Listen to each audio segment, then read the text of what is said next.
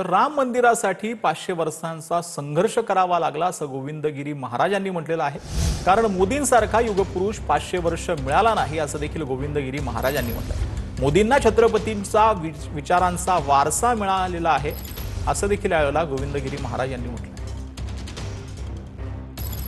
पुन्हा एकदा जोरदार उत्तर देण्याकरता इतिहासातला दुसरा सुवर्णक्षण साकारला। तो दुसरा सुवर्णक्षण म्हणजे राम मंदिराची स्थापना। खरी तर गोष्ट अशा प्रकारची आहे, 500 वर्ष संघर्ष का करावा लागला हा विचार आपल्या मनात यायला हवा। 500 वर्ष का लागली?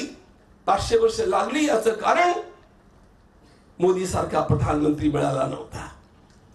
मोदीजी त्या ठिकाणी विराजमान झाले आणि आम्हाला आमच्या पूर्वजांची स्वप्न साकार होताना बघता आली।